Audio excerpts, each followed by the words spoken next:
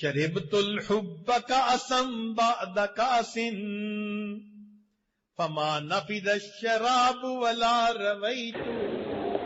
مستورات کی طرف سے کچھ پیغام آئے ہیں. ایک تو یہ کہ کل جب بیت کے کلمات پڑھائے گئے تو بعض جگہوں پر آواز صحیح طرح نہیں پہنچی اور کچھ عورتیں اس وقت بیت کے کلمات صحیح طرح نہ پڑھ سکیں. انہوں نے ریکویسٹ کی ہے کہ آج دوبارہ وہ کلمات پڑھا دیے جائیں تاکہ وہ بھی رمضان المبارک کی ان بابرکت گھڑیوں سے فائدہ اٹھا سکیں. تو انشاءاللہ بیان کے آخر پر یہ کلمات پڑھا دیے جائیں گے. کل کے بیان کا لب لباب یہی تھا کہ انسان شرعی طریقے سے محبت و پیار کی زندگی گزارے تاکہ ناجائز تعلقات سے وہ بچا رہے، اللہ کے عذاب سے وہ امن میں رہے. کسی نے کیا اچھا کہا ہے، house is built by hands but home is built by heart. جب اینٹیں جڑتی ہیں تو مکان بن جاتے ہیں، جب دل جڑتے ہیں تو گھر آباد ہو جاتے ہیں. تو ازدواجی زندگی کا بنیادی اصول یہی ہے کہ میاں بیوی کے دل ملے رہیں، دل جڑے رہیں گے تو گھر آباد رہے گا. اللہ تعالیٰ نے اماں حوا کو آدم علیہ السلام کے سر سے نہیں بنایا کہ کہیں تم عورتوں کو سر پہ نہ دکھا لو، نہ ان کو پاؤں سے بنایا کہ تم انہیں پاؤں کی جوتی سمجھنے لگ جاؤ، بلکہ آدم علیہ السلام کی پسلی سے اماں حوا کو نکالا. اس میں دو حکمتیں تھیں. ایک حکمت تو یہ کہ یہ تمہارے دل کے قریب سے نکالی گئی، لہذا تم اپنی بیوی کو ہمیشہ اپنے دل کے قریب رکھو. اور دوسرا، دل کی حفاظت پسلیوں سے ہوتی ہے تو مرد کی حفاظت عورت کی وجہ سے ہوتی ہے. لہذا جو حضرات اپنی بیویوں کے ساتھ محبت و پیار سے رہتے ہیں وہ غیر محرم عورتوں کے فتنوں سے محفوظ رہتے ہیں.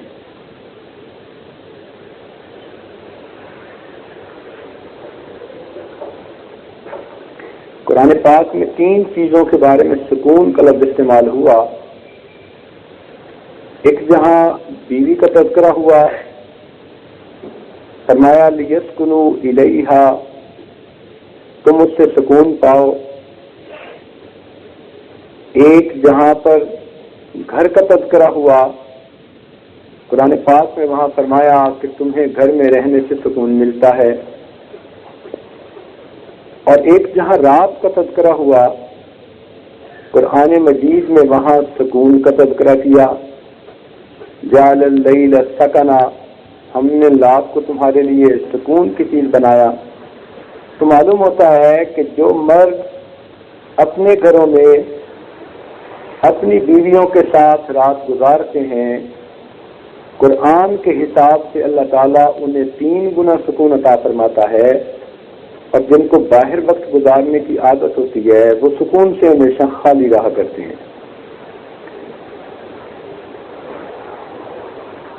تاہم کچھ ایسے بھی گھرانے ہوتے ہیں کہ جہاں ازدواجی تعلقات اچھے نہیں ہوتے، کہیں بیوی کی غلطی، کہیں میاں کی غلطی، کہیں دونوں کی غلطی. تو اس کے لیے ایک عمل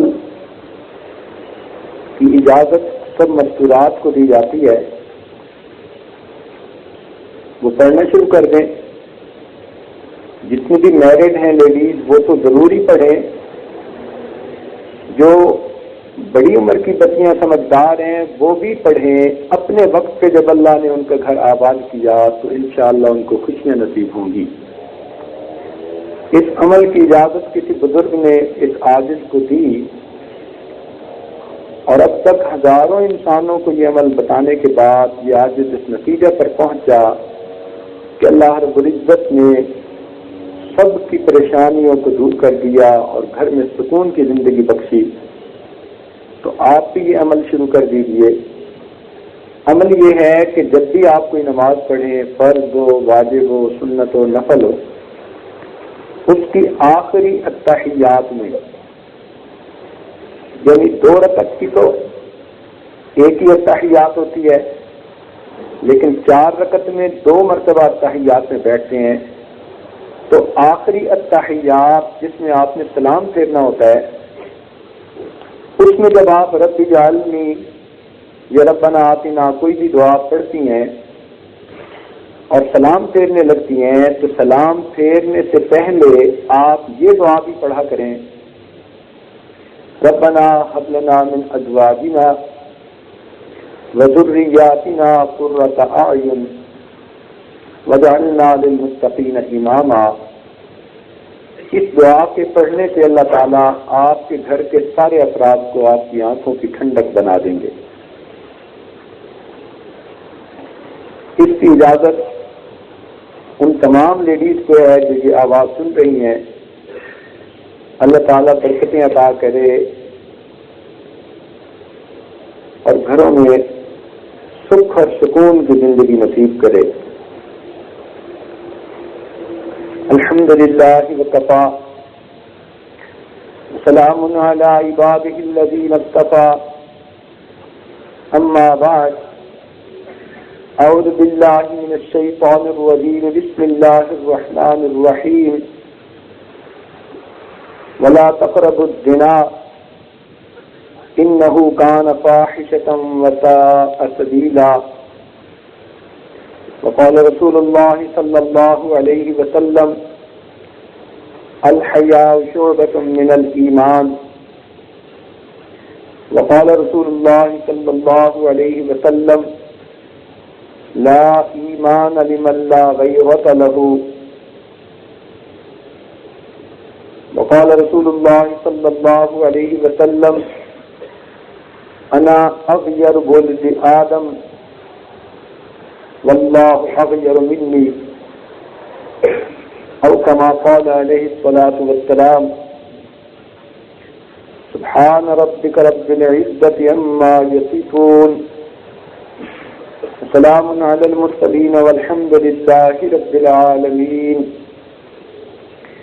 اللهم صل على سيدنا محمد وعلى آل سيدنا محمد وبارك وسلم۔ مومن کا مقصد زندگی آخرت کی تیاری کرنا اور کافر کا مقصد زندگی عیش و عشرت کرنا۔ جیسے کسی نے کہا بابرد عیش گوش کے عالم دوبارہ نیست، کافر یہ سمجھتا ہے کہ دوبارہ زندگی نہیں ملے گی، جتنا لطف اٹھا لو، جتنی لذتیں اٹھا لو، جتنی مستی اڑا لو، اتنی ہمت صرف کر سکو اتنی کر لو۔ مومن کا مقصد زندگی شریعت و سنت کے احکام کے مطابق زندگی گزار کر اللہ رب العزت کی رضا کو حاصل کرنا، اس کی خاطر کبھی اسے اپنی خواہشات کی قربانی دینی پڑتی ہے، کبھی کبھی اپنی ضروریات کی بھی قربانی دینی پڑتی ہے، لیکن ہر قربانی کا بدلہ ہوا کرتا ہے۔ جو انسان اپنے جذبات کو اللہ کے لیے قربان کرتا ہے، پھر اللہ رب العزت سب سے بہتر اجر اور بدلہ دینے والے ہیں۔ دنیا میں انسان کسی کی خاطر مزدوری کرے تو وہ اس کو اجرت دیے بغیر واپس نہیں بھیجتا۔ جو انسان اللہ رب العزت کی خاطر مجاہدہ اختیار کرے، اپنے نفس کو زیر کرنے کے لیے، شریعت کی لگام پہنانے کے لیے محنت کرے، پھر اللہ رب العزت کے ذمہ ہو جاتا ہے اس بندے کو اجر اور بدلہ عطا کرنا۔ دین اسلام کا یہ حسن ہے کہ جن سوراخوں سے شیطان انسان کے دل پر حملہ کر سکتا تھا، اسلام نے ان تمام سوراخوں کو بند کر دیا بلکہ جس منزل پر جانے سے روکنا تھا اس راستے پر پہلا قدم اٹھانے سے بھی روک دیا۔ مثال کے طور پر شرک سے منع کرنا تھا تو تصویر بنانے سے بھی منع کر دیا، نہ رہے بانس نہ بجے بنسری۔ اسی طرح اللہ رب العزت نے مومن کو زنا سے روکنا تھا، غیر محرم کی طرف نظر اٹھانے سے بھی روک دیا۔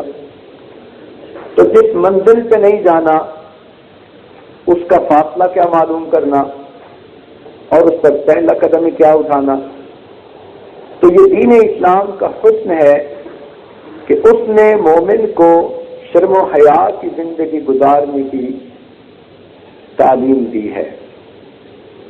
کتنا فرق ہے مومن اور کافر کی زندگی میں۔ مومن شرم و حیا کو صفت سمجھتا ہے، جبکہ کافر کہتے ہیں شائنس از اے سکنس۔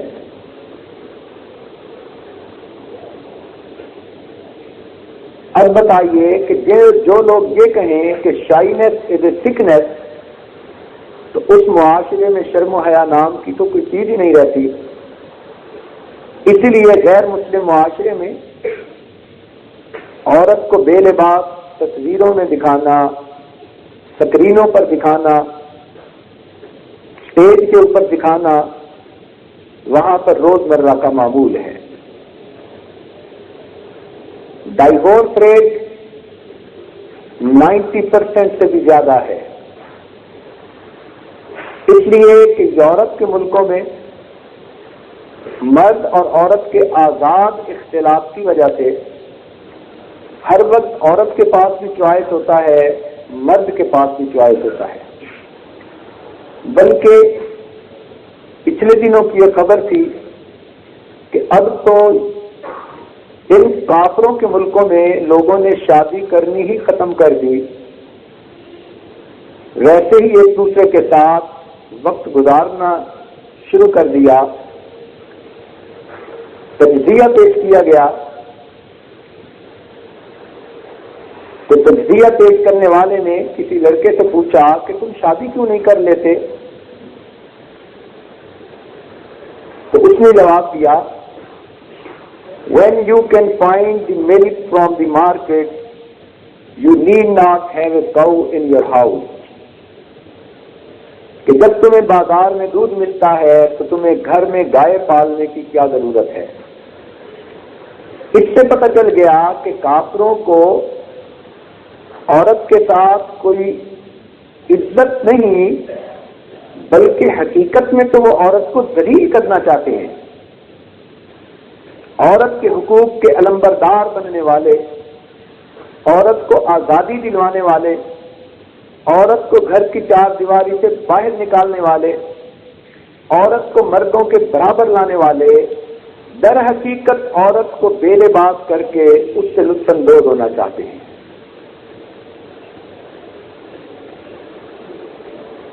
لیکن مسلم معاشرے میں مرد و عورت کو شرم و حیا والی زندگی گزارنے کی تلقین کی گئی۔ بحیثیت انسان جیسے مرد اللہ تعالیٰ کے بندے ہیں، اسی طرح عورتیں بھی اللہ رب العزت کی بندیاں ہیں۔ اس لیے عبادات میں مرد اور عورت کے حقوق مساوی، جان مال عزت آبرو کی حفاظت میں مرد اور عورت کے حقوق مساوی۔ لیکن جہاں معاشرتی زندگی گزارنے کا وقت آیا تو شریعت نے گھر کے اندر کے سارے کام عورت کو سونپ دیے کہ وہ گھر کے اندر رہ کر اپنے آپ کو مصروف بھی رکھے، بچوں کی اچھی تربیت کرے، شرم و حیات کو حفاظت کرے، اور مرد کے ذمہ لگائے کہ وہ چار دیواری کے سب باہر کے کام کا بوجھ اٹھائے۔ اگر شریعت عورت کو کہتی کہ تم اپنی روزی خود کما کے کھاؤ تو اس سے اس ناموس کی حفاظت کا مطالبہ بھی نہیں کر سکتی تھی۔ اس لیے پوری زندگی عورت کے لیے خود کمانا فرض نہیں. بیٹی ہے تو اس کا خرچہ باپ کے اوپر فرض ہے. بہن ہے تو اس کا خرچہ بھائی کے اوپر فرض ہے. اگر بیوی ہے تو اس کی روزی اور خرچہ اس کے خامن کے اوپر فرض ہے. اور اگر ماں ہے تو اس کا خرچہ اس کے بچوں کے اوپر فرض ہے. پوری زندگی عورت کو کہیں یہ وقت نہیں آتا کہ وہ باہر نکل کر اپنے لیے روزی کمائے. تو جب شریعت نے اس کو باہر کی دنیا سے بے نیاز کر دیا، اس کی ضرورتیں گھر بٹھائے پوری ہو رہی ہیں، وہ اپنے محل میں ملکہ کی سی زندگی گزار سکتی ہے، تو اب شریعت نے کہا کہ تم اپنے عزت و ناموس کی حفاظت کرو. اگر اس عورت کو نوکری کرنے کے لیے، اپنے بزنس کے آرڈر لینے کے لیے غیر محرموں کے پاس جانا پڑتا تو معلوم نہیں غیر محرم لوگ کس کس ہیلے اور بہانے سے اس کے جسم کے ساتھ کھیلتے، اور اس کو مجبور ہونا پڑتا نوکری حاصل کرنے کے لیے، بزنس حاصل کرنے کے لیے، اپنی عزت کو بھی داؤ پر لگانا پڑتا. تو شریعت نے اس کی حفاظت اس طرح سے کی کہ مرد کو ذمہ دار بنایا اور عورت کے سر پر یہ بوجھ ہی نہیں رکھا کہ وہ خود کمائے اور پھر کھائے. تو حسن دیکھیے شریعت کا کہ جب عورت کو عزت و ناموس کی حفاظت کا حکم دینا تھا تو اس کو باہر کی دنیا سے بے نیاز کر دیا. فرمایا کہ تم گھر میں رہو، تمہارے مردوں پر فرض ہے تمہیں گھر میں لا کر نان و نفقہ دیں گے. تو جہاں معاشرتی زندگی کا تعلق تھا، شریعت نے گھر کے اندر کی زندگی کا انچارج عورت کو بنا دیا اور باہر کے کاموں کا انچارج مرد کو بنا دیا. پھر عورتوں کو کہا کہ تم عورتوں میں ہی اپنا تعلق رکھو.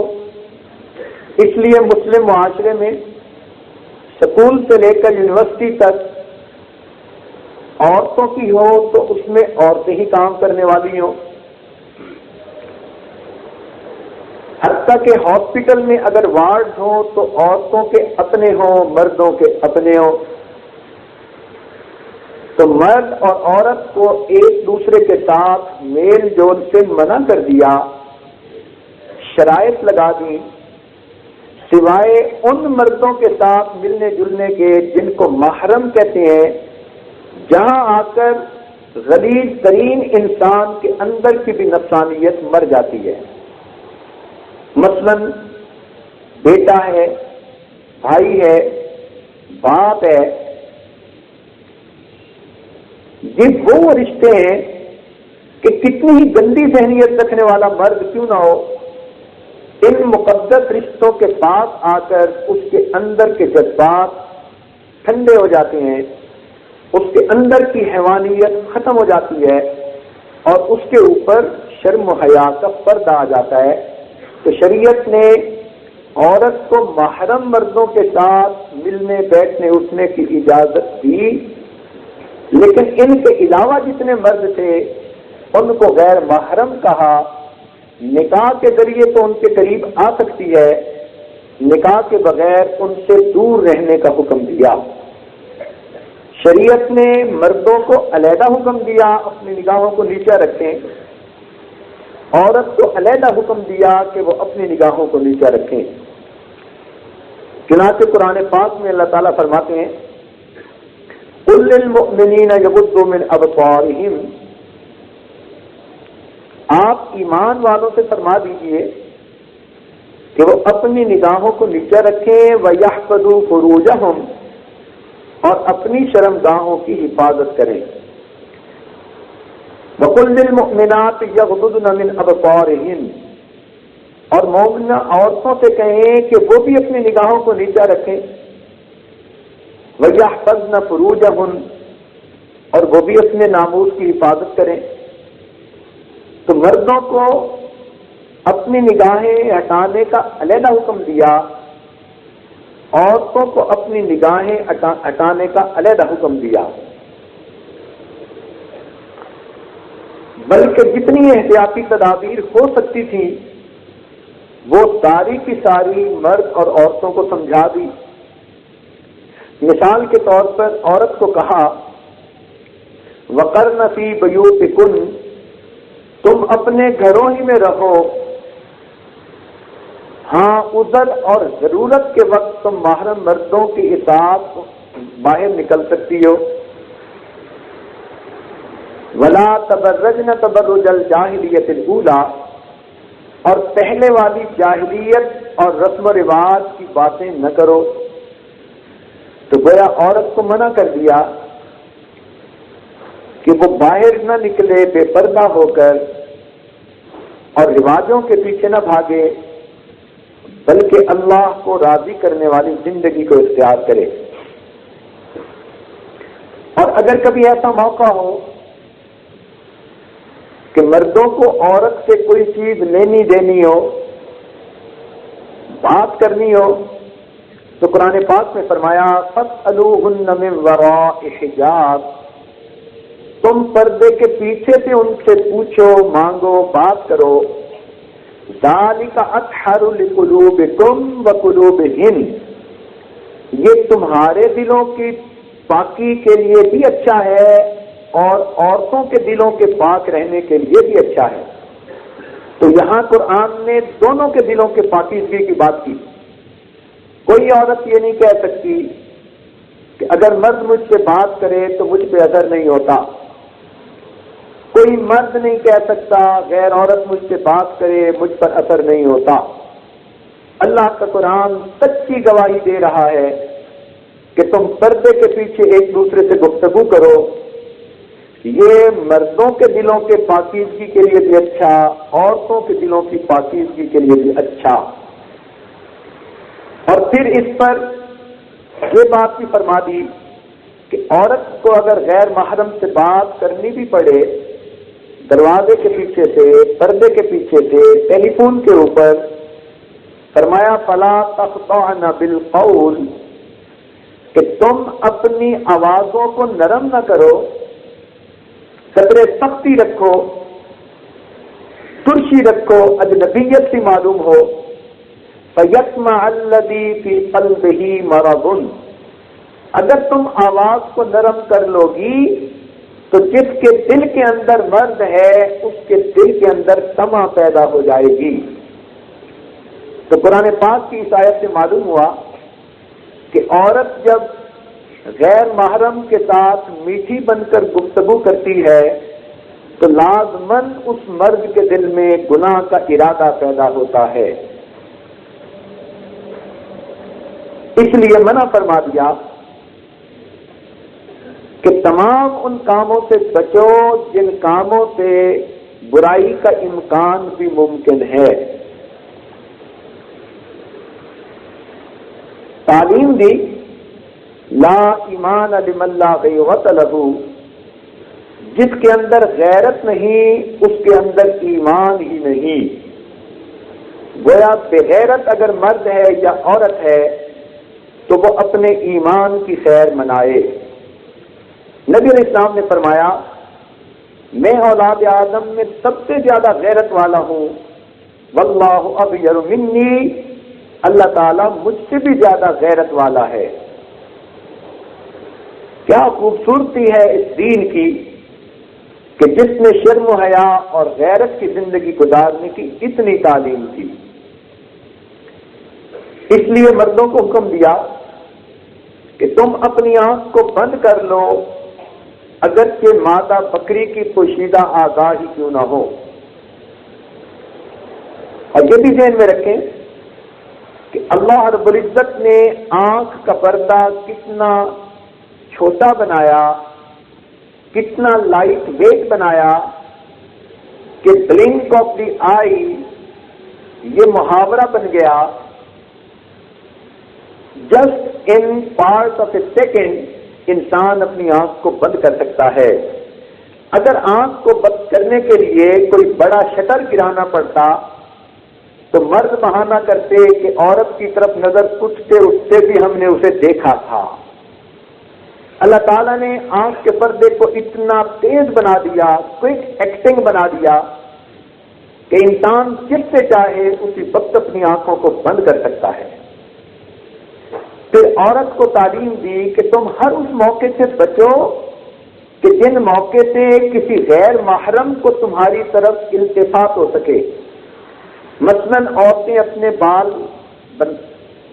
جب سنوارتی ہیں، کنگھی کرتی ہیں، تو ان کے جو بال ٹوٹ جاتے ہیں ان کو بھی وہ ایسی جگہ مت پھینکیں جہاں غیر محرم مرد دیکھ سکتے ہو۔ تو کہا نے عورت کو حکم دیا کہ وہ اپنے ان ٹوٹے ہوئے بالوں کو بھی چھپا کر رکھے تاکہ غیر مرد کی نظر نہ پڑے۔ اگر کسی مرد نے کسی خاص برتن میں کھایا اور پیا تو عورت کو منع کیا گیا کہ تم ارادتاً اس برتن میں سے مت کھاؤ، اس لیے کہ یہ مکروہ ہے۔ اگرچہ مومن کے جوتے میں شفا ہے لیکن وہ اور نیت ہوتی ہے۔ شریعت نے احتیاط بتا دی، اس لیے کہ کبھی کبھی اشارات کا سلسلہ ادھر سے بھی شروع ہو جاتا ہے کہ قریبی لوگ مہمان بنتے ہیں اور ایک دوسرے کی طرف بچی ہوئی چیزیں پہنچ جاتی ہیں۔ شریعت کا حسن دیکھیے کہ اس نے اس سے بھی منع فرما دیا۔ عورت کو حکم دیا کہ وہ اگر گلی میں چلے تو درمیان راستہ میں چلنے کی بجائے دیوار کی طرف قریب ہو کر چلے، ایسا نہ ہو کہ مردوں کے ساتھ اس کا جسم ٹکرائے۔ حدیث پاک میں آتا ہے کہ جب نبی علیہ السلام نے یہ بات فرمائی تو صحابیات جب کبھی گلی میں نکلتی اتنا دیواروں کے ساتھ ہو کر چلتی تھیں کہ ان کے برقعے اور چادریں بسا اوقات دیوار کے ساتھ اٹک جاتی تھی۔ عورت اگر باہر نکلے تو اپنے آپ کو حجاب میں لپیٹ کر نکلے۔ کچھ عورتوں کو غلط فہمی ہوتی ہے کہ جی چہرے کا تو حجاب نہیں، اگر چہرہ ہی سامنے آ گیا تو باقی کچھ دکھانے کی ضرورت ہی نہیں۔ جس طرح کتاب کا انڈیکس دیکھ لینے سے سب کچھ پتہ چل جاتا ہے، face is the index of personality, اور جب آنکھیں کھلی ہیں، منہ کھلا ہے تو اشارات بھی ہو سکتے ہیں، بات بھی ہو سکتی ہے۔ شریعت نے صرف پردے کے پیچھے سے سوال کرنے اور بات کرنے کی بات کیوں کہی قرآن مجید میں؟ کوئی عورت اس آیت کو قرآن مجید سے نکال تو نہیں سکتی۔ تو جب قرآن مجید بتا رہا ہے کہ تم پردے کے پیچھے سے گفتگو کرو تو یہ کیسے ہو سکتا ہے کہ باہر نکلتے ہوئے چہرے کا پردہ نہ ہو؟ رہ گئی بات مثالیں دینی کہ فلاں جگہ یہ نہیں ہوتا، فلاں جگہ نہیں ہوتا، یہ مت کیجئے۔ اسلام آج اصلی شکل میں نہیں، اس کو دیکھنا ہو تو آج کے دور میں قرآن و حدیث کے اندر دیکھو، اور پہلے زمانے میں دیکھنا ہو تو صحابہ کرام کی زندگیوں میں دیکھو۔ حدیث پاک میں آتا ہے ایک عورت تھی جس کا جوان بیٹا فوت ہو گیا، وہ نبی علیہ السلام کی خدمت میں حاضر ہوئی، اداس تھی، مغموم تھی، رو رہی تھی، مگر بالکل کپڑے پردے کے اندر لپٹی ہوئی تھی۔ ایک صحابی نے یہ کہہ دیا، دیکھو یہ بوڑھی عورت ہے، اس کا جوان بیٹا فوت ہو گیا لیکن یہ خود کتنی کپڑے میں لپٹی بیٹھی ہے۔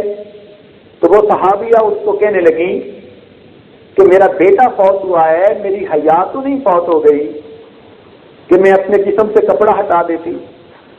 تو جب ایسے وقت میں بھی جب ماں بچے کی وجہ سے اتنی غمزدہ ہوتی ہے کہ اس کو اپنا ہوش نہیں رہتا، صحابیات اس حالت میں بھی پردے کا لحاظ کرتی تھی، تو پھر عام حالات میں وہ کتنا لحاظ کرتی ہوں گی۔ شریعت نے حکم دیا کہ عورت اپنے قریب کے وہ مرد جو ہیں تو قریبی مگر غیر محرم ہیں، ان سے بھی اپنے آپ کو بچا کے رکھے۔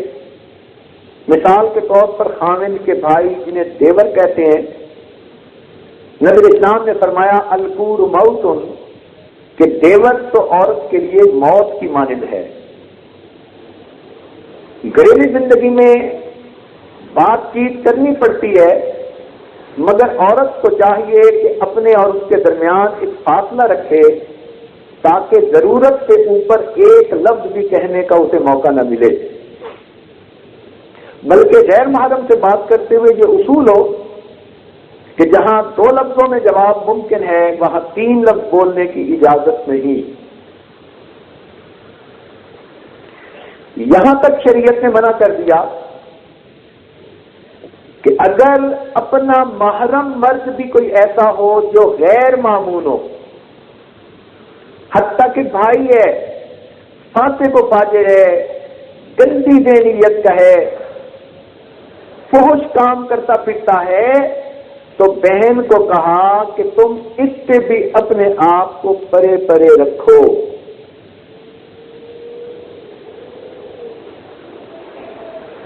ایسی عورتیں جو ظاہر بے پردہ پھرتی ہیں، ان بے پردہ عورتوں سے بھی باحیا عورتوں کو محتاط رہنے کا حکم دیا، بلکہ فقہا نے لکھا کہ بے پردہ گھومنے والی عورت تو غیر محرم مردوں کے حکم میں ہوتی ہے عورت کے لیے۔ اکثر ایسا ہوتا ہے کہ بے پردہ گھومنے والیاں اور گناہ کے تعلقات ادھر ادھر قائم کرنے والی عورتیں ہی نیک بچیوں کو گناہ کی باتیں سنا سنا کر ادھر مائل کرتی ہیں۔ شیطان خود تو حملہ نہیں کر سکتا، وہ اپنی ایجنٹ بھیج دیتا ہے، سہیلی کی شکل میں، اپنی ہمسائی کی شکل میں، کسی رشتہ دار کی شکل میں، اور وہ شیطان کی ایجنٹ اس نوجوان بچی کو جنسی باتیں سنا کر اس کے دل کے اندر گناہ کا خیال پیدا کرتی ہے۔ شریعت نے، قرآن پاک نے کیا خوبصورت لفظ استعمال کیا کہ جو لوگ ایسی عورتوں پر بہتان لگاتے ہیں، محسنات المؤمنات الغافلات، تو یہاں پر غافلات کا ترجمہ مفسرین نے یوں کیا کہ وہ عورتیں جن کو جنسی اس قسم کی باتوں کا پتہ ہی نہ ہو، وہ غافلات ہیں۔ تو شادی سے پہلے بچی کو ایسی بے شرمی کی باتوں کا پتہ ہی نہیں ہونا چاہیے۔ اللہ کی نظر میں یہ ان کی صفت ہے، عورت کی صفت اس کو قرار دیا قرآن مجید میں کہ وقت سے پہلے اس کو ایسی باتوں کا پتہ ہی نہیں، گویا یہ بھولی بھالی نوجوان بچی ہے۔ تو ایسی بھولی بھالی نوجوان بچی اللہ رب العزت کی نظر میں بڑی عزت اور قدر والی بچی ہے۔ اس لیے علماء نے لکھا کہ نوجوان بچیوں کو اخبار کے فلمی صفحے دیکھنے اور ان کو ڈائجسٹ پڑھنے، 3 عورتیں 3 کہانیاں، افسانے پڑھنے، فلمیں دیکھنی، گانے سننے، اور اسی طرح انٹرنیٹ کی وہ بدماشیاں جو اب سامنے آ چکی ہیں، اس قسم کی چیٹنگ، ہر چیز حرام ہے۔ اپنے بچوں اور اپنی بچیوں کو ان چیزوں سے بچانے کی ضرورت ہے۔ یہ چیزیں فحاشی پھیلاتی ہیں، اور فحاشی اللہ رب العزت کے نزدیک گناہ کبیرہ ہے۔ بلکہ موسیقی کے بارے میں تو نبی اسلام نے یہاں تک فرمایا کہ موسیقی کانوں کا زنا ہے۔ فرمایا جس طرح شرمگاہ زنا کرتی ہے، آنکھوں کا بھی زنا، ہاتھوں کا بھی زنا، ہونٹوں کا بھی زنا۔ صحابہ نے پوچھا ہے اللہ کے محبوب کیسے؟ فرمایا آنکھ سے غیر محرم کو دیکھا تو آنکھ نے زنا کیا، اگر اپنی منہ سے غیر محرم کے ساتھ نرم گفتگو کی تو گویا اس کی زبان اور ہونٹوں نے زنا کیا۔ اگر کان سے اس کی باتیں سنی تو کانوں نے زنا کیا، موسیقی کی آواز سنی تو کانوں نے زنا کیا، اگر ہاتھ کسی غیر محرم کو لگا تو ہاتھ نے زنا کیا۔ ایک حدیث پاک میں فرمایا کہ میرے ہاتھ کسی سور کو لگ جائیں یہ بہتر ہے کہ کسی غیر محرم کو لگے۔ پاؤں اگر کسی غیر محرم کی طرف چل کے گئے تو پاؤں نے زنا کیا۔ اس لیے شریعت نے نظر کی حفاظت کی بہت اہمیت بیان کی، کیونکہ یہ پہلا قدم ہے زنا کی طرف۔ چنانچہ شریعت کا حکم ہے وَلَا تَقْرَبُوا الزِّنَا، تم زنا کے قریب ہی نہ جاؤ۔ یعنی کیا خوبصورتی ہے اور بلاغت ہے قرآن مجید کی کہ فقط نہیں کہا کہ تم زنا کے مرتکب نہ ہو، کہا تم زنا کے قریب ہی نہ جاؤ۔ غیر محرم کی طرف دیکھنا، اس سے باتیں کرنا، اس کی طرف پیغام بھیجنا، اس کی طرف تحفے تحائف بھیجنا، رکے بھیجنا، یہ تمام چیزیں زنا کے قریب کرتی ہیں، ان کو بھی حرام فرما دیا۔ حدیث پاک میں آتا ہے النظر سہم من سہام ابلیس، کہ نظر شیطان کے تیروں میں سے ایک تیر ہے۔ اور ایک جگہ فرمایا النساء حبائل الشیاطین، عورتیں تو شیاطین کی رسیاں ہیں۔ جیسے ایک انسان ڈوری کے ذریعے مچھلیاں پکڑتا ہے، فشنگ کرتا ہے، آپ یوں سمجھیے کہ شیطان عورتوں کے ذریعے سے مردوں کو گناہوں کی فشنگ کرتا ہے۔ ایک جگہ فرمایا گیا، شیطان نے کہا کہ عورت میرا وہ تیر ہے جو کبھی خطا نہیں جاتا۔ اس لیے شریعت نے غیر محرم مرد اور عورت کو اکیلے بیٹھنے سے منع فرما دیا، حتیٰ کہ اگر حسن بصری جیسے بزرگ پڑھانے والے ہوں، رابعہ بصری جیسی نیک بوڑھی عورت پڑھنے والی ہو، تو شریعت نے ان کو بھی قرآن پڑھنے پڑھانے سے منع کر دیا۔ تو پھر باقی باتوں کی گنجائش کہاں؟ جب عورت بے پردہ باہر نکلتی ہے تو مردوں کی عجیب ہی ہوس بھری نگاہیں اس کے اوپر پڑتی ہیں۔ آپ نے دیکھا ہوگا چھوٹے بچوں کو نظر لگ جاتی ہے تو وہ بیمار ہو جاتے ہیں۔ اسی طرح بے پردہ عورت جب بے پردہ ہو کر نکلتی ہے تو مردوں کی ہوسناک نگاہوں کے پڑنے سے وہ عورت روحانی طور پر بیمار ہو جاتی ہے، اس کی زندگی کا سکون لٹ جاتا ہے، وہ کسی نہ کسی طرح پریشان ہو جاتی ہے، اور پھر روتی پھرتی ہے کہ پتہ نہیں میرے اوپر ہی سب پریشانیاں آ رہی ہیں، اور بھول جاتی ہے کہ میں نے تو شریعت کے حکم کو توڑا ہوا ہے۔ اسی لیے بے پردہ عورت جب نکلتی ہے اللہ رب العزت کے فرشتے اس پر لعنت بھیجتے رہتے ہیں جب تک کہ وہ گھر واپس نہیں آ جاتی۔ کتنی عجیب بات ہے کہ جو عورت دنیا میں بے پردہ باہر پھرے گی، اس کی سزا اللہ نے یہ رکھی کہ قیامت کے دن سب انسانوں کے سامنے اس کو بے لباس کر کے پھر جہنم میں پھینکیں گے۔ آپ غور کیجئے، عورتیں تو پھر شرم حیا کی پتلیاں ہوتی ہیں، مرد کو بھی اگر کہہ دیا جائے نا کہ تمہیں مردوں کے سامنے بے لباس کریں تو مرد بھی تڑپ اٹھتا ہے۔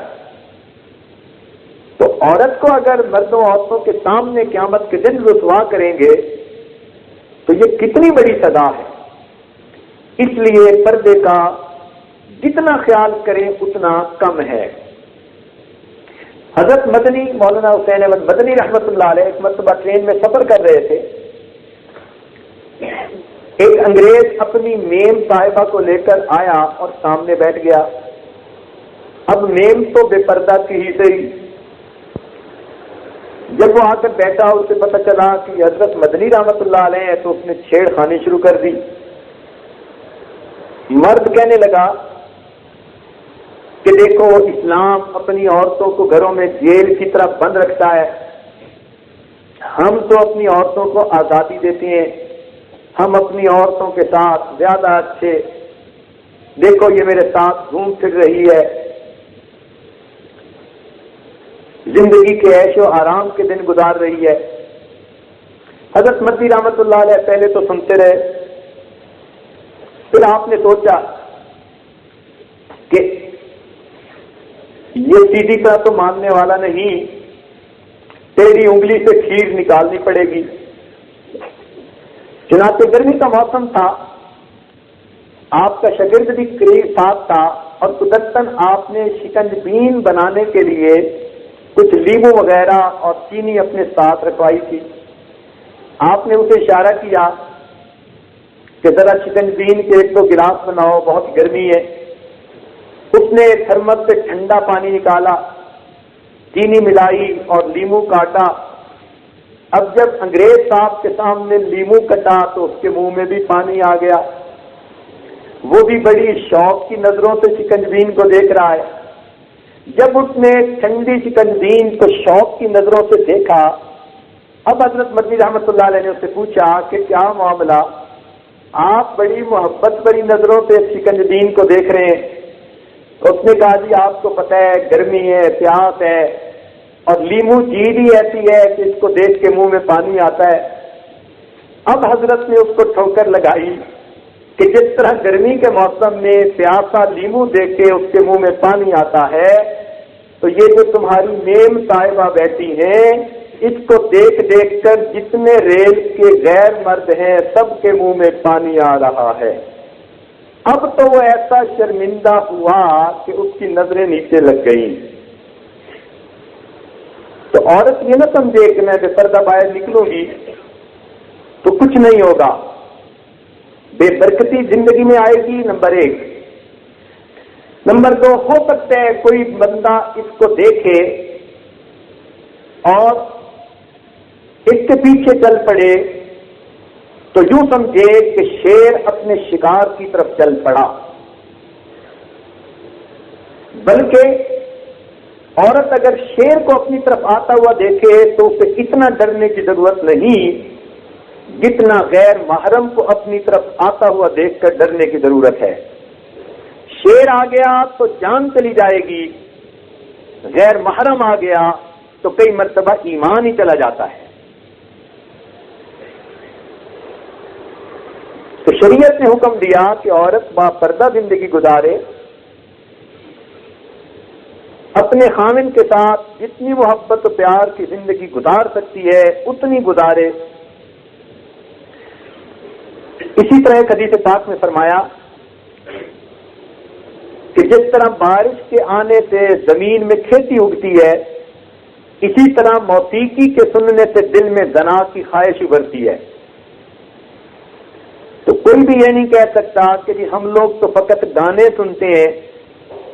یہ گانے سننے والیاں اپنے دلوں کو محفوظ نہیں رکھ سکتی، ان کے دلوں میں وہ حسرتیں اٹھتی ہیں کہ اگر پلیٹ میں رکھ کر ان کے محرم مردوں کو دکھا دی جاتی تو یہ شرم کے مارے مر جاتی۔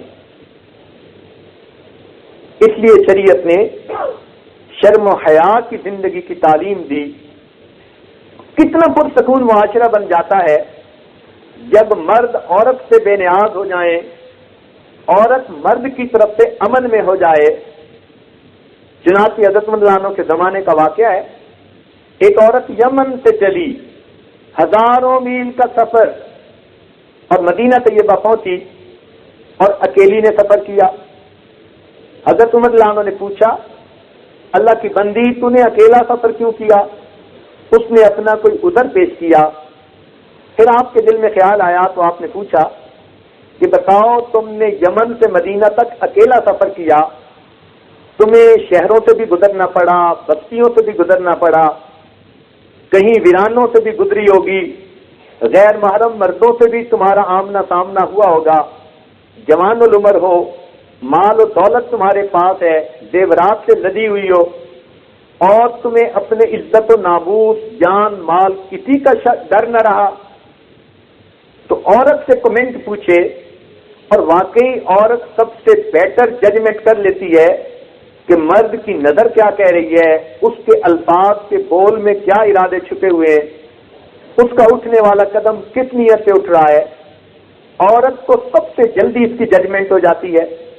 تو اس عورت نے یہ کمنٹس دیے، امیر المومنین میں یمن سے چلی اور راستے میں مجھے ہر رات کہیں نہ کہیں ٹھہرنا پڑا، کہیں کسی کے گھر میں ٹھہری، کہیں ویرانے میں اکیلے ٹھہری، دن میں اور رات میں سفر کرتے کرتے یہاں پہنچی. میں اس نتیجے پر پہنچی ہوں کہ یمن سے لے کے مدینہ تک ایک ماں باپ کی اولاد بستی ہے. تو شریعت ایسا امن اور سکون کا معاشرہ چاہتی ہے کہ عورت کو اتنا امن نصیب ہو جائے گا کہ اگر بالفرض اس کو 1000 میل بھی پیدل چلنا پڑے تو اس کی جان بھی محفوظ، اس کا مال بھی محفوظ، اس کی عزت بھی محفوظ. عورتیں اور کیا چاہتی ہیں؟ تو یہ جو پردہ داری کا حکم دیا، اس میں مردوں کا جہاں فائدہ ہے عورت کا اپنا فائدہ ہے. یاد رکھنا، کل کر لیں، ہم فتنوں سے بچے رہیں گے، عزت بھی محفوظ رہے گی، ایمان بھی محفوظ رہے گا، دنیا کی بھی ذلت سے بچیں گے، آخرت کی بھی رسوائی سے بچیں گے. اتنی اس بات کی اہمیت بیان کی گئی. حضرت عبداللہ ابن ام مکتوم رضی اللہ تعالیٰ عنہ ایک مرتبہ نبی علیہ السلام کے گھر تشریف لائے، آنکھوں سے نابینا تھے. آپ نے اندر آنے کے لیے کہا. سیدہ فاطمہ الزہرا سیدہ عائشہ صدیقہ رضی اللہ تعالیٰ عنہ وہ کمرے میں جانے کی بجائے یا چھپنے کی بجائے کھڑی رہیں. نبی علیہ السلام نے فرمایا انہیں کہ تم پردہ کر لو. انہوں نے عرض کیا اللہ کے نبی یہ تو نابینا ہے. تو آپ نے فرمایا اگر یہ نابینا ہے تو تم تو نابینا نہیں ہو. آپ بتائیے کہ جب ام المؤمنین کو اللہ کے محبوب یہ فرماتے ہیں تو پھر آج کی عورت کیا سوچ سکتی ہے؟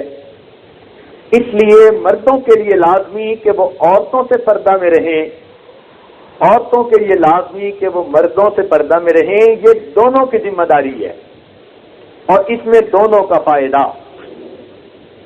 یہاں تک اس کی تعلیم دی گئی کہ ایک مرتبہ صحابہ بیٹھے ہوئے نیک عورت کے بارے میں گفتگو کر رہے تھے کہ کون سی عورت اللہ تعالیٰ کو زیادہ پسندیدہ ہے.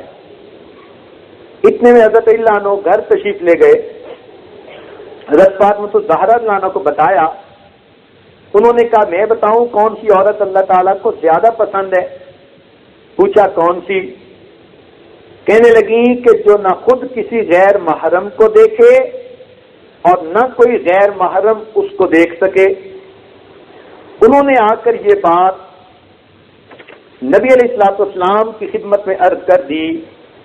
تو نبی علیہ السلام نے فرمایا فاطمہ تو بضعۃ منی، کہ فاطمہ تو میرے جگر کا ٹکڑا ہے اور ان کو خاتون جنت کی بشارتیں ملی. تو عورت کی ہر وقت یہ کوشش رہنی چاہیے کہ غیر محرم کی نگاہوں سے دور رہے، بچی رہے. اس کو غیر محرم کی نگاہیں نہ سمجھے، اس کو شیطان کی نگاہیں سمجھے. ممکن ہے یہ بات سن کر مردوں کو غصہ آئے، مگر ان کو اللہ کرے کہ غصہ آ جائے اور وہ غیر محرم پر ایسی ہوس کی نگاہیں ڈالنا چھوڑ دیں. اس لیے کہ گزرنے والی کسی نہ کسی کی بیٹی ہوتی ہے، کسی کی بہن ہوتی ہے، کسی کی ماں ہوتی ہے. اگر تم اس پر غلط نظریں ڈال رہے ہو تو کل تمہاری عورتوں پر بھی کوئی ایسی ہی نظریں ڈالے گا. اس لیے شریعت نے پہلے قدم کی اہمیت ہی بہت زیادہ بیان کی اور پردے کا بہت اہتمام کروایا. حضرت مجدد ثانی رحمۃ اللہ علیہ فرماتے تھے آنکھ کے بگڑنے کے بعد دل کی حفاظت مشکل ہے اور دل کے بگڑنے کے بعد شرمگاہ کی حفاظت مشکل ہے.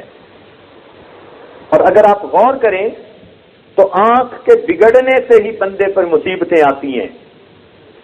اگر حضرت آدم علیہ السلام شجر ممنوعہ کی طرف نہ دیکھتے، نہ اسے کھاتے، نہ جنت سے نکالے جاتے. اگر قابیل حابیل کی بہن کی طرف نہ دیکھتا، نہ اس پر عاشق ہوتا اور نہ اپنے بھائی کو قتل کرنے کا مجرم بنتا. اگر زلیخا یوسف علیہ السلام کی طرف نہ دیکھتی تو اسے اتنی ذلت اور رسوائی برداشت نہ کرنی پڑتی. تو معلوم ہوا کہ آنکھ کے دیکھنے سے ہی بندے پر مصیبتیں آتی ہیں. اور یہ بھی ذہن میں رکھیے کہ شہوت وہ شرینی ہے جو چکھنے والے کو ہلاک کر دیتی ہے. آدمی محسوس کرتا ہے کہ میں انجوائے کر رہا ہوں، لیکن حقیقت میں وہ اپنے آپ کو تباہ کر رہا ہوتا ہے. اور یہ اصول بھی ذہن میں رکھنا کہ محبت اور عداوت دو ایسی چیزیں ہیں جو کبھی نہیں چھپی رہ سکتی. تو اگر انسان سمجھے کہ میرے فلاں سے تعلقات ہیں اور کسی کو پتہ نہیں، تو یہ سب سے بے وقوف انسان ہے. دو نہیں، چار نہیں، آخر ایک دن پول کھلنا ہے اور شرمندگی اور رسوائی کے سوا کچھ نتیجہ نہیں نکلنا. تو اس لیے کوئی بچی ذہن میں یہ مت رکھے کہ فلاں نے میرے ساتھ بات کی، پیغام بھیجا اور میں نے اس کا ریسپانس دیا اور کسی کو پتہ نہیں. یہ محبت کا تعلق یا نفرت کا تعلق کبھی چھپا نہیں رہ سکتا، ہمیشہ یہ ظاہر ہو جاتا ہے. اسی لیے کئی مرتبہ بے وقوفی میں ایسا قدم اٹھا لیتی ہیں اور پھر ان کو چھپانے کے لیے جھوٹ بولتی پھرتی ہیں. ایسا گناہ کرتے ہوئے کیوں بہادری دکھائی کہ پھر بزدل بن کر اس کی حفاظت کے لیے جھوٹ بولنے پڑے؟ تو ایسا قدم اٹھانے کی ضرورت ہی کیا ہے کہ جھوٹوں جیسی زندگی گزارنی پڑے؟ اور جو عورتیں اپنے حسن و جمال کی نمائش کرتی پھرتی ہیں، وہ سمجھ لیں کہ عورت کا حسن ہی اس کی تباہی کا ذریعہ بنتا ہے. جتنے گھر ٹوٹتے ہیں ان میں سے اکثر و بیشتر میں عورتوں سے ایسی اخلاقی غلطیاں ہوتی ہیں جس میں گھستے بستے گھر تباہ ہو جاتے ہیں. اسی لیے حضرت اللہ عنہ فرمایا کرتے تھے مردوں کو کہ تم شریر عورتوں سے بے کنار رہو، یعنی ایک طرف رہو. فرماتے تھے کہ تم شریر عورتوں سے بے کنار رہو اور بھلی مانس عورتوں سے بھی ہوشیار رہو. شہوت کی ابتدا ایک جراثیم بیکٹیریا کی مانند ہوتی ہے، لیکن اگر انسان شہوت پرست بن جائے تو پھر اس کا اختتام ایک اژدہے کی مانند ہوتا ہے. یہ پوائتھن کی طرح بن جاتا ہے اور پھر انسان کو تباہ کر کے رکھ دیتا ہے. عجیب بات ہے کہ خوبصورت انسان جتنا دور سے خوبصورت لگتا ہے اتنا قریب سے نہیں ہوتا. آواز جتنی دور سے خوبصورت محسوس ہوتی ہے، سریلی محسوس ہوتی ہے، قریب سے اتنی نہیں ہوتی. تو یوں محسوس ہوتا ہے کہ شاید حسن جو ہے وہ دور سے ہی اچھا لگتا ہے، اس لیے دور رہنا ہی بہتر ہے. کسی عارف نے کیا اچھی بات کہی کہ انسان کو ہر جیت سے خوشی ہوتی ہے. انسان کو ہر جیت سے خوشی ہوتی ہے، لیکن جب کوئی اپنے آپ سے جیت جاتا ہے تو اس خوشی کا کوئی ٹھکانہ نہیں ہوا کرتا. تو جب نفس برائی کی طرف مائل کرے اور انسان اس وقت اپنے آپ پر قابو رکھے اور برائی سے بچ جائے تو اس کی خوشی کی کوئی انتہا نہیں ہوتی. ہمارے مشائخ نے فرمایا کہ اتنی احتیاط کرنی چاہیے کہ شادی شدہ عورت اپنے خاوند کی باتیں بھی دوسری لڑکی عورتوں کو نہ بتائے،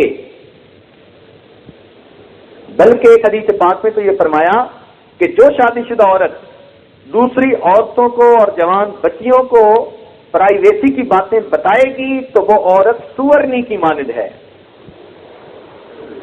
اسی طرح جو مرد دوسری مردوں کو بتائے گا تو وہ سور کی مانند ہے.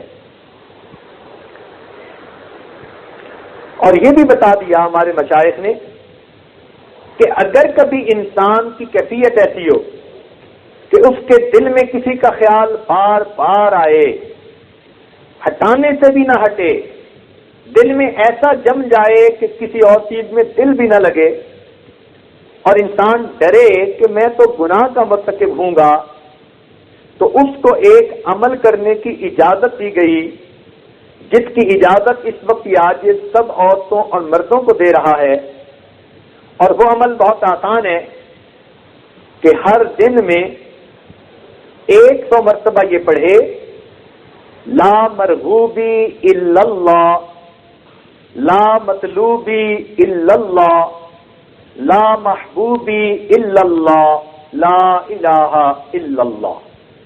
اگر 100 مرتبہ روزانہ اس کی تسبیح پڑھ لی جائے گی، ہم نے سینکڑوں نہیں ہزاروں نوجوان بچے اور بچیوں کو اس عمل کے صدقے گناہ کبیرہ سے بچ کر زندگی گزارتے دیکھا ہے۔ یہ بہت تجربہ شدہ ایک عمل ہے۔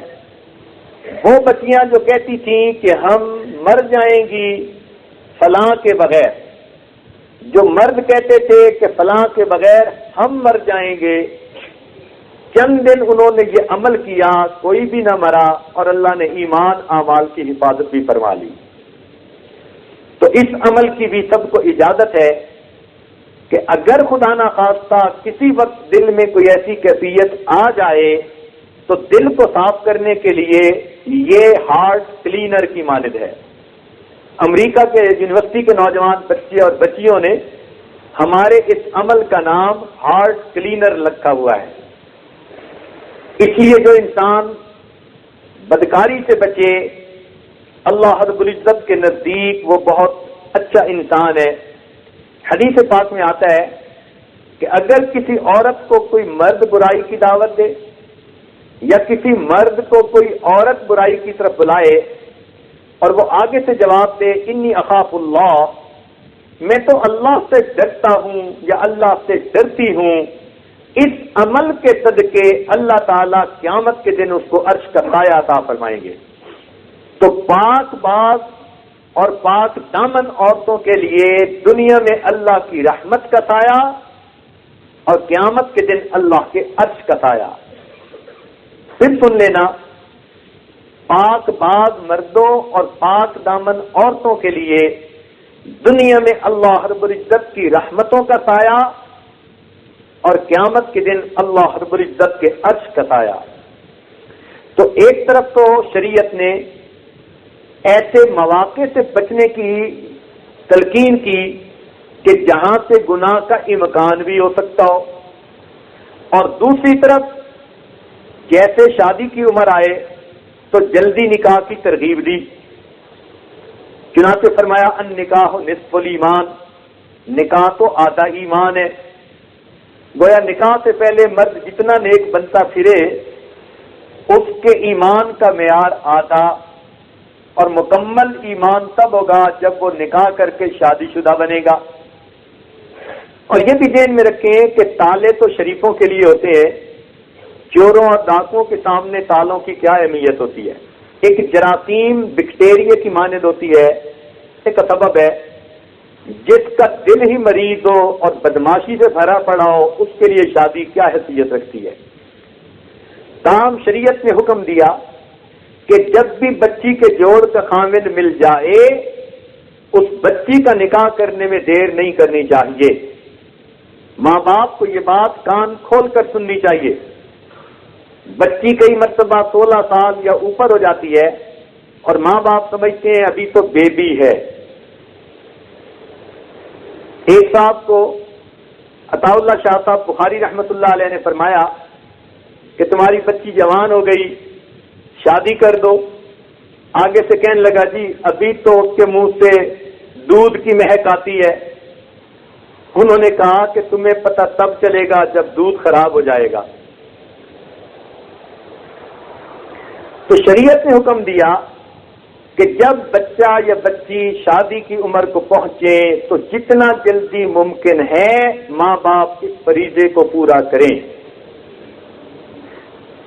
تو ایک طرف تو غیر محرم مردوں عورتوں کے اختلاط کو منع کیا اور دوسری طرف جائز ضرورت پوری کرنے کے لیے نکاح کی ترغیب دی۔ یہاں تک فرمایا کہ نکاح سے پہلے اگر ایک نماز پر ایک نماز کا ثواب ملتا ہے تو نکاح کے بعد ایک نماز پڑھنے پر 42 نمازوں کا ثواب ملتا ہے۔ جس طرح غیر محرم مردوں اور عورتوں کو ایک دوسرے سے کٹنے کا حکم دیا، اسی طرح نکاح کے بعد میاں بیوی کو ایک دوسرے کے ساتھ جڑنے کا حکم دیا، محبت و پیار کے ساتھ رہنے کا حکم دیا، یہاں تک کہا کہ مرد اپنی بیوی کو دیکھ کر مسکرائے، عورت خامد کو دیکھ کر مسکرائے، اللہ تعالیٰ ان دونوں کو دیکھ کر مسکراتا ہے۔ تو گویا شریعت کا کیا حسن اور جمال ہے کہ حرام سے ہمیں بچا کر حلال کی طرف متوجہ کیا، زندگی بھی آرام سکون سے گزارو اور قیامت کے دن اللہ کے سامنے عزتوں کے تاج بھی پہنتے چلے جاؤ۔ در جوانی توبہ کردن شیوہ پیغمبریس، وقت پیری گرگ ظالم میں شود پرہیزگار۔ جوانی میں توبہ کرنا یہ پیغمبروں کا شیوا ہے، اور بڑھاپے میں تو پھر بھیڑیا بھی بڑا پرہیزگار بن جاتا ہے، اس لیے کہ بکری ہاتھ سے نہیں آتی۔ تو بڑھاپے میں جا کے کوئی توبہ کرے تو اس کی توبہ وہ وقت نہیں رکھتی جو ایک جوان انسان کی توبہ اللہ کے ہاں درجہ رکھتی ہے۔ اس لیے ایک بزرگ تھے، ان کو جب کوئی مہم پیش آتی تو وہ نیک نوجوانوں سے دعا کرواتے، شاب نشأ فی عبادت اللہ، ایسا نوجوان جو اللہ رب العزت کی عبادت میں سرشار ہو۔ کسی نے پوچھا کہ بڑے بڑے مشائخ موجود، ان کی بجائے آپ نوجوانوں سے دعا کرواتے ہیں؟ انہوں نے فرمایا کہ جو نیک پاک نوجوان ہوتا ہے، جب وہ اللہ کے سامنے ہاتھ اٹھاتا ہے، اس کے ہاتھ کو خالی لوٹاتے ہوئے اللہ کو حیا آتی ہے۔ ایسے نوجوان بچے اور بچی کی دعائیں اللہ کے ہاں مقبول ہوتی ہیں جو گناہوں سے بچ کر نیکی پرہیزگاری کی زندگی گزارتے ہیں۔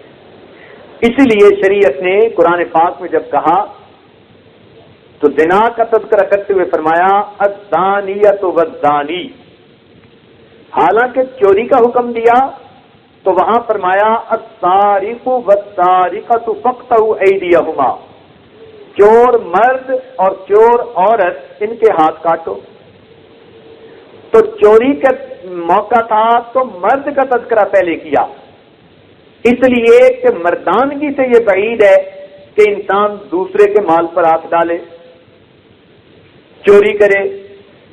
اور جہاں زنا کا تذکرہ تھا وہاں فرمایا الزانیۃ والزانی، زنا کرنے والی عورت اور زنا کرنے والا مرد، عورت کا تذکرہ پہلے کیا اس لیے کہ شرم و حیا کی وجہ سے عورت سے یہ بات بعید ہے کہ وہ اس کبھی گناہ کا ارتکاب کرے۔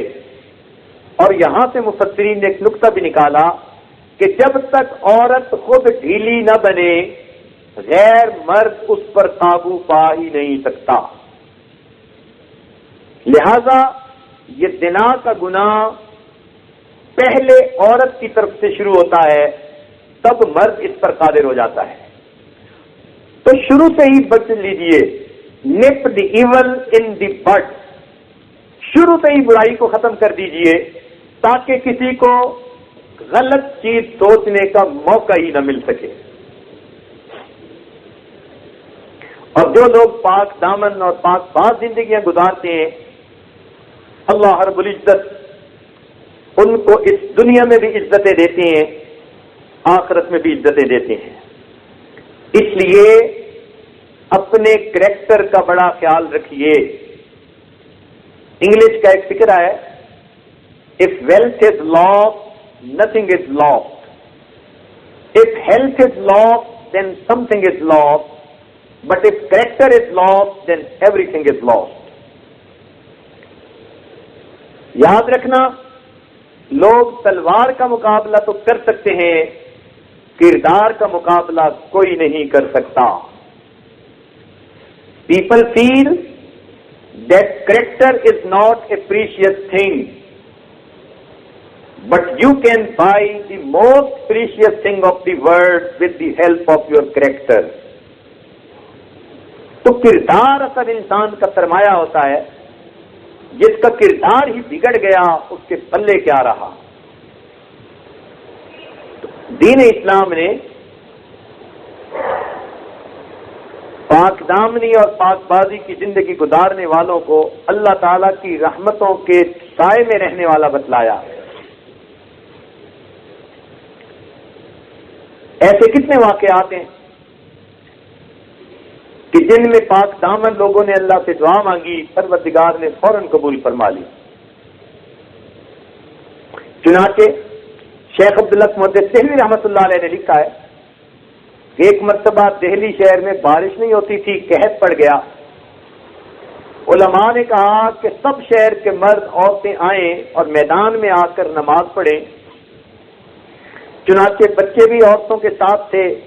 سخت گرمی، دھوپ، بچے پیاس کی شدت سے بلک بلک کے رو رہے تھے۔ مردوں نے بھی رو رو کے دعائیں مانگی، عورتوں نے آہوں سسکیوں میں دعائیں مانگی، مگر کوئی بارش برسنے کے آثار نہیں تھے۔ صبح سے لے کے عصر کا وقت ہو گیا۔ ایک نوجوان اونٹ کی نکیل پکڑے ہوئے قریب سے گزرا۔ اونٹ کے اوپر کوئی پردے میں سوار تھا۔ اس نے اونٹ کو روکا اور لوگوں سے پوچھا کیوں جمع ہو؟ بتایا گیا کہ صبح سے لے کے اب تک بارش کے لیے فریادیں کر رہے ہیں، مگر کوئی صورت نہیں نظر آ رہی۔ نوجوان نے کہا اچھا میں دعا کرتا ہوں۔ چنانچہ وہ اپنی سواری کے قریب گیا، دعا کی، اسی وقت آسمان پہ بادل آئے اور وہیں بارش ہونی شروع ہو گئی۔ شیخ عبداللہ محدث دہلوی رحمۃ اللہ فرماتے ہیں کہ علماء اس نوجوان کی طرف بھاگے کہ تو نے کیسی دعا کی کہ ہزاروں انسانوں کی دعا پر اللہ نے تیری دعا کو ترجیح دے دی۔ اس نے کہا کہ اس اونٹ کے اوپر میری والدہ سوار ہیں جنہوں نے پاک دامنی اور پاک بازی کی زندگی گزاری۔ میں اب سواری کے قریب آیا اور میں نے اپنی والدہ کے دوپٹے کا کونا پکڑ کر دعا مانگی، اے اللہ میں ایک پاک دامن ماں کا بیٹا ہوں، میں اپنی والدہ کی پاک دامنی کا واسطہ دیتا ہوں، اپنی رحمت کی بارش برسا دے۔ اللہ تعالیٰ نے رحمت کی بارش برسا دی۔ اللہ رب العزت پاک دامنی کی زندگی کو اتنا پسند فرماتے ہیں۔ چنانچہ عبداللہ ابن مبارک رحمۃ اللہ علیہ جوانی میں کسی عورت کے ساتھ تعلقات بنا بیٹھے، حتیٰ کہ اس کو کہا کہ ملنے کے لیے کوئی وقت نکالو۔ اس نے کوئی رات کا وقت دیا، یہ ساری رات انتظار میں رہے مگر ملاقات نہ ہو سکی۔ اسی حالت میں صبح کی اذان ہو گئی۔ جب اذان ہوئی تو دل پر چوٹ لگی کہ میں ایک عورت کی وجہ سے ساری رات جاگتا رہا، مجھے اس عورت کا بھی ملاپ نصیب نہ ہوا۔ کاش میں اللہ رب العزت کی محبت میں ساری رات جاگتا، مجھے اللہ اپنی ولایت عطا فرما دیتے۔ یہ سوچ کر دل میں پکی توبہ کر لی اور علم حاصل کرنے کے لیے علماء کی ایک بستی کی طرف چل پڑے۔ چنانچہ جب شہر سے باہر نکلے، ایک اور بزرگ بھی اسی طرف اس بستی کے قریب جا رہے تھے۔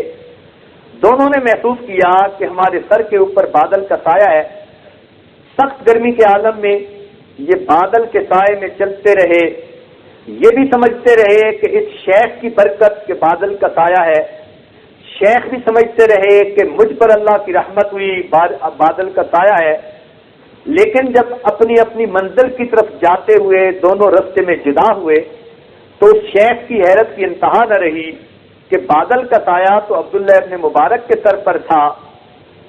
وہ واپس لوٹے اور عبداللہ ابن مبارک کو پکڑ کر کہا کہ مجھے بتاؤ اللہ کے لیے تم نے کون سا عمل کیا، اللہ نے گرمی کی شدت سے تیرے سر پر بادل کا سایہ کر دیا۔ آنکھوں سے آنسو آ گئے۔ کہا کہ میں نے ایک گناہ سے سچی توبہ کی اور میں نیک بننے کے لیے علماء کی بستی کی طرف چل پڑا۔ میرا پروردگار کتنا قدردان ہے، اس نے دنیا کی دھوپ میں بچنے کا انتظام کر دیا۔ میں امید کرتا ہوں وہ جہنم کی آگ سے بھی محفوظ فرما دے گا۔ تو جو پروردگار اتنا قدردان ہو کہ آدمی اگر گناہ سے سچی توبہ کر لیتا ہے تو پروردگار دنیا کی تپش سے بچا دیتا ہے، تو پھر جہنم کی آگ سے انہیں کیوں نہیں محفوظ فرمائے گا۔ حضرت شاہ عبدالعزیز رحمۃ اللہ علیہ کا ایک شاگرد تھا، خوبصورت نوجوان تھا. جس راستے سے گزرتا تھا تو ایک عورت اسے دیکھتی، اس کے دل میں گناہ کا ارادہ پیدا ہوا.